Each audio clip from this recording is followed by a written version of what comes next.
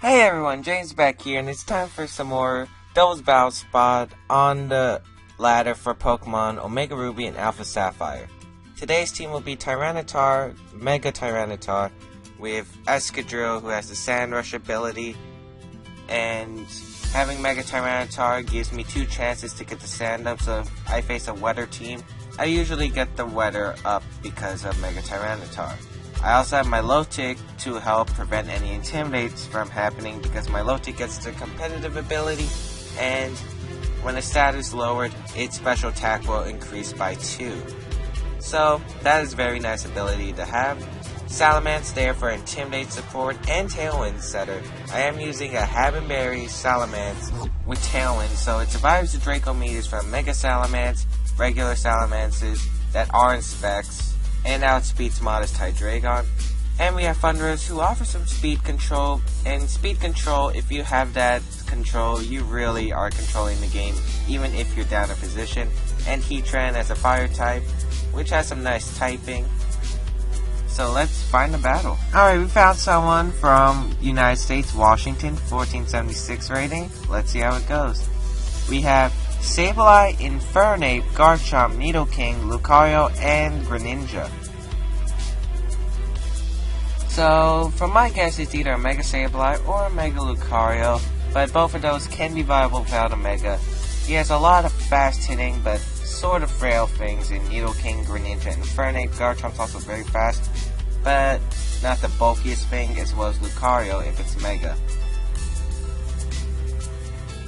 So I'm thinking Tyranitar and Escadrille really just want to do some work against this team. I really don't see a problem with the Tyranitar Escadrille bringing out the sand. And I think I want to bring Thunderous for Thunderwave support, because if I can slow down his team, it will just give me some huge control. And I think I'm going to bring Salamence as a way to deal with that Garchomp and that Lucario. It does hit very hard with the Draco Meteor, so let's see how this plays out. So, the only thing that would probably scare me if he leads Infernape and Garchomp is the Fake Out and maybe a Substitute or Sword Stance, or if that's a Sandvale Garchomp, but most Garchomps are usually Rock Slide now. He's going to lead Infernape and Sableye versus my Tyranitar and Escadrille. Of course, my Tyranitar is Mega, so let's see how this goes. I think I'm going to double protect the Scout for the Fake Out. And Sableye also gets the new Quash move, so I have to watch out if he does have Quash on that Sableye. So I'm going to double protect here. Just scouting any Fake Outs, scouting any Quashes that might be coming my way. Will-O-Wisp or Confuse Ray. So the double protect happens. Sableye goes for the Will-O-Wisp onto the Tyranitar and Overheat for the Infernape, as the sand is going to chip away at the Infernape and Sableye, breaking any potential Focus Sash. So I'm okay with if Escadrille gets burned because I do have a Lumberry item on it. I think switching out into Salamence in case that Sableye does have Quash is the best idea. And I think Earthquake, since I'm switching out to Salamence, it's a flying type, it's immune to Earthquake, I can hit both its Pokemon for some good damage. So I'm going to withdraw Tyranitar, go into Salamence. The Salamence is going to intimidate the Infernape, so if it does go for a close combat, it's not going to do much to my Salamence, especially at -1.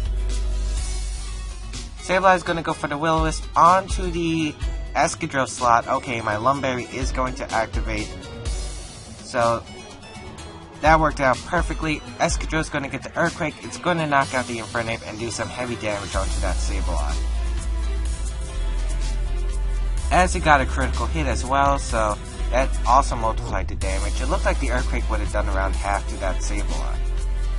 Salamence is going to take some sand damage as well as that Sableye, and that Sableye should be down to another Earthquake even if Escadrille gets burned this turn.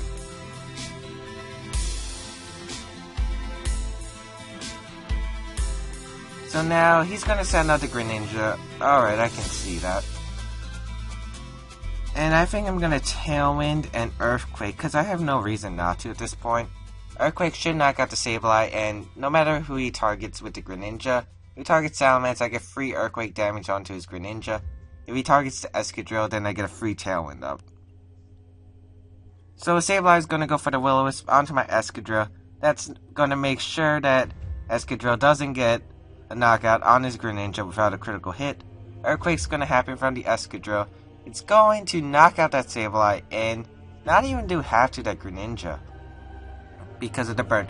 Greninja reveals the Blizzard and it hits both my Pokemon, so Salamence is going down and Escadrille gonna take some decent damage from that as Salamence is gonna faint and Greninja's gonna take some sand damage as well as my Escadrille gonna get some burn damage.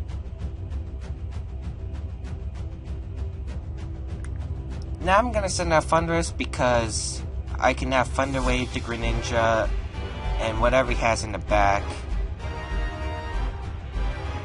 Alright, it's gonna be the Nidoking. So I think I'm gonna Thunder Wave the Greninja and Earthquake with my Escadrille. I really don't see anything that should be wrong with that play. Thunder Waving the Greninja will guarantee my Tyranitar to outspeed that Greninja when it comes out, and all I have to really worry about is the Nidoking right now. So Thunder Wave is going to happen onto the Greninja. Prankster allows Thunder Wave to have a +1 priority. Earthquake's gonna happen. It should do some decent damage even when burned, as it does half to the Nidoking and almost knocks out the Greninja. Greninja's gonna go for a Blizzard, and my Escadrille avoids, but it does a lot to Thundurus, who is going to take that and eat its Citrus Berry and recover to about 1/3 of its health. Nidoking also going for the Blizzard, which is able to knock out my Thundurus, and Escadrille barely holds on. As now it seems like I'm in a bit of trouble here.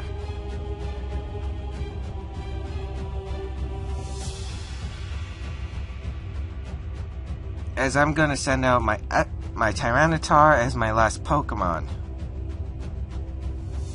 So I'm kind of doubting if Sand is going to knock out the Greninja. If it does, I think Mega Evolving and Protecting to gain that speed boost will be the best play. I also want to scout what that Nidoking has as well as that Greninja.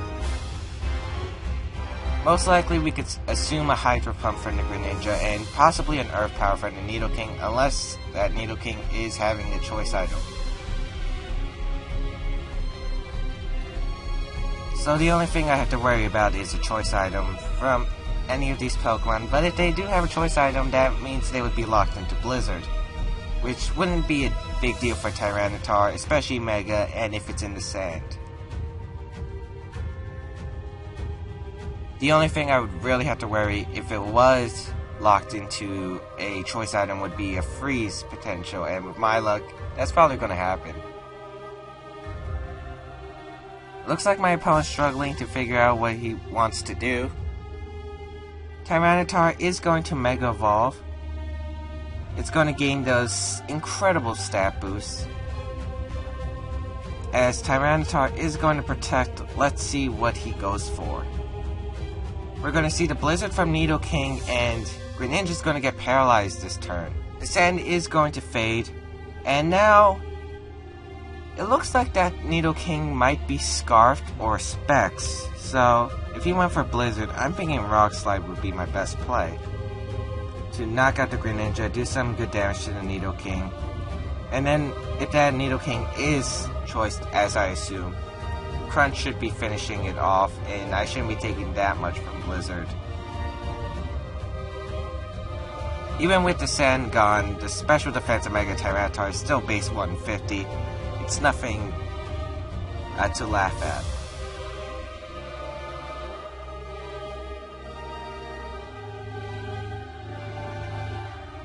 Nidoking is going to go for the Blizzard. Tyranitar is going to avoid the attack. Remember, Blizzard only has a 70% accuracy. As Rock Slide's going to happen. Knocks out the Greninja, almost takes care of the Nidoking. And to guarantee my win, I think I'm going to Protect here just to stall out any Blizzards he has. as if I am frozen, at least Blizzard will run out of PP, and he'll be forced to struggle, which won't do much anything, and he'll die to recoil. So I'm gonna crunch the Nidoking for the game. Unless Blizzard gets a crit freeze. A crit freeze, but hopefully that doesn't happen. Blizzard actually does a third, but thankfully Tyranitar able to hang on. Crunch gonna happen onto Nidoking, and that's gonna knock it out, and I will be taking this game 1-0.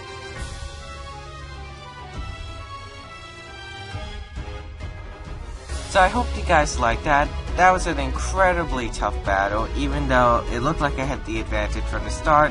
There are also some problems, as I was not expecting Blizzard on both those Pokemon. So I hope you guys liked this. Be sure to like, comment, subscribe, share with your friends, follow me on Twitter, because I'll be asking for battles and stuff. And also follow me on Twitch for streams like this, where I do battle spot, viewer battles, etc. I'll see you guys next time.